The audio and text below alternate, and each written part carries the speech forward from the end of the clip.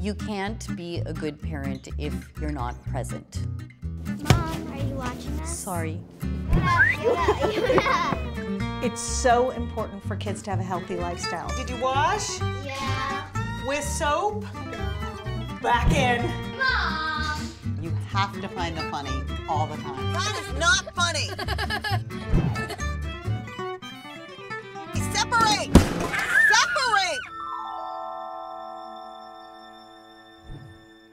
Welcome to Perfectly Imperfect Parents on the Chopra Well on YouTube. I am Malika Chopra. This is Dr. Cara Natterson and Danny Modisett, and we are talking today about balance, something that I strive for. It's my intent, but I'm totally not balanced right now. So What are the you're looking at me with that question. I what are know, the tips to balance? A lot of espresso.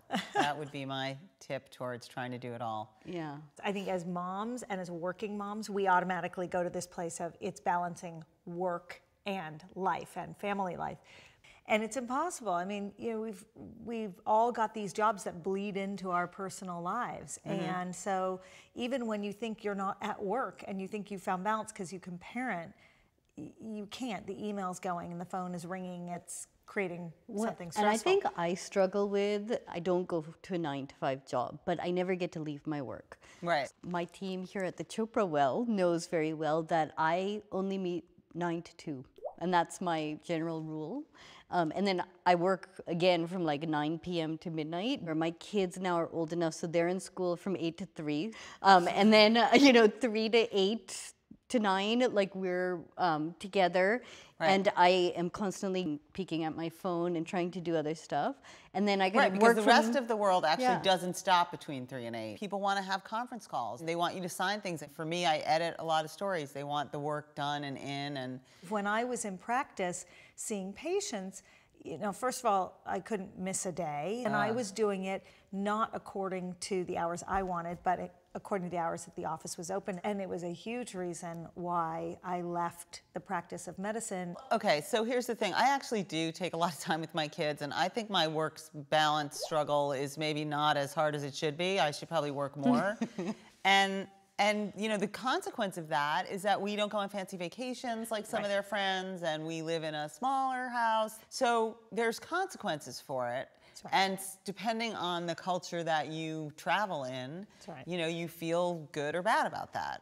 But maybe this whole conversation about choice is really a luxury conversation anyway, because there's so many people today that, do not have the choice. I think the search for balance is something that every single parent struggles with it, whether they're staying at home or working 3 jobs or something in between. The struggles are different. The magnitude of the Yes. struggles. I've never met a parent who feels like they've hit it figured it right. out. When my daughter is telling me a really important story about something that happened in her day, and to her it's really important, and I'm like this with my email in the corner, to think that she doesn't realize what I'm doing I is know. silliness. Oops, Yeah. my bad. I'm gonna put the phone down. Right. And it's the baby steps for me. It takes a village to parent, and we don't have villages. We have these very isolated pods, and oftentimes we have only, the little nuclear family living within a Yeah, given it doesn't area. take a village in my And- house. It's really not a village. It's just me and my husband. But I think then the feeling is that you have to be balanced. I find it interesting when you talked about it takes a village, because I wonder if it's a cultural thing, because in my culture, in our Indian What is your culture? Tell me, what Yeah. is your culture, please? That's so lame. How many bad Indian accents am I going to do? That was bad. Yeah, that was bad. For us, there's the assumption that your parents and grandparents, and not only that, your aunts. I mean, when Tara was 1 month old and I decided I'm going to finish my MBA, we were living here in Los Angeles. Oh, okay. But I had to go back to Chicago to finish. Wow. And so I had Talk this, about balance. Yeah, exactly. I had this amazing experience. So I had my mother-in-law came from India. She stayed with me for 4 weeks. My mother came and she stayed with me for 4 weeks. So I had all these moms in my life. What was really interesting is That is amazing. they took care of me and my baby. I went to class, I came back, but they would cook, they would do everything. But it felt like such a part of, it does take a village. Right, but this implies then that you actually like each other in order to be together. You I have to think you like actually- each other, but I think it's also choices. I mean, listen, none of these families are totally heavenly and we all get along and sit with each Really? other, but you have make the crazy a choice. drunk uncle? Of course, we all do. We all do. And so, but you make the choice for your family, and it's part of the culture. It comes back to this balance act, is that I would never start with the assumption that I could do it by myself. I remember when I was going to the hospital to deliver my first, you know, I was working up until right before I delivered. And when I arrived at the hospital, I was walking through the maternity ward and they said, "Are you here to examine?" And I said to my husband, I go, "Okay, let me just go see this baby and then I'll You get couldn't into the help. bed Oh my and gosh. deliver my own baby." Now, he looked at me and said, "Absolutely not." Well, you are just the dueling I doctors. do. That is craziness. You know, the point being, I get it. Like, this is your whole identity. Before you ever have a child, you have no idea. I agree with that. And it's so. Put together a whole book and show about that. There very you go, thing. that's right. I have this show, you know, this show Afterbirth, Stories You Won't Read in a Parenting Magazine, Right. which the first couple years I had one baby.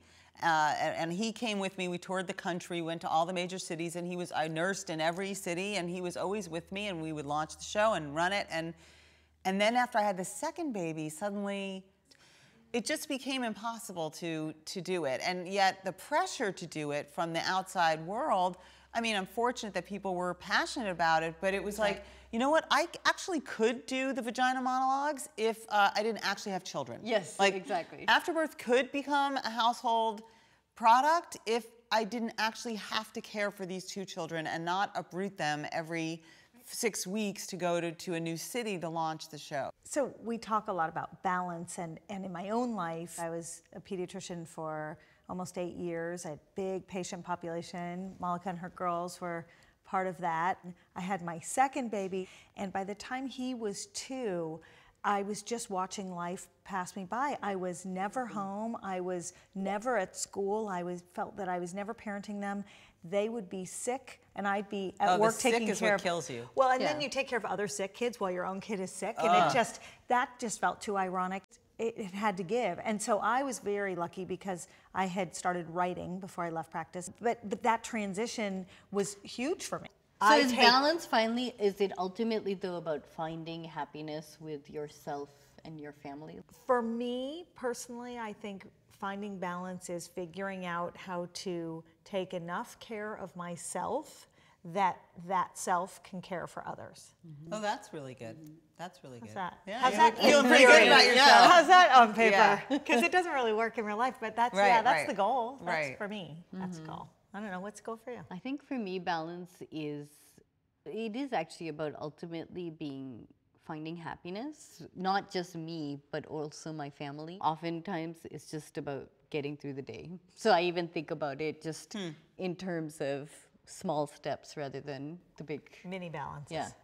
I feel like finding balance is about working as much as I can to feel intellectually and spiritually fulfilled, separate from being a mother. And so that is finding the balance. Because without the intellectual and outside stimulation outside the home, I end up kind of a little bit numb and feeling a little bit depressed. Yeah. So, but that's the balance then, is how do you work enough that you still feel like a vital contributor to society, but that doesn't take away from your primary role, which is to care and make your children laugh. So Kara, do you have a particular tip to share with people on balance? Well, what I try to do is to be present when I'm actually parenting. It makes me feel better about that balance that I'm trying to achieve. Great. Danny, any tips? I think it's important when the kids are small to always keep a low flame on whatever it is that's separate from being a mother. Whatever your passion, to always keep that part of yourself a little bit alive so that as the kids start to be more and more at school and more out of the home, it's easier to turn a pilot light up than it is to try to then go, oh my, now what am I going to do? Reinvent yourself. So my tip is actually ask for help when you need it. I think it's really simple. We all can't do it by ourselves. We do it as a community. So great conversation, ladies, as always. Balance, it's a huge topic today. Yeah. And I hope all of you enjoyed this conversation, and we'd love to actually get your thoughts and advice and tips on how we all can find balance in our lives. Thank you again for watching Perfectly Imperfect Parents on the Chopra Well.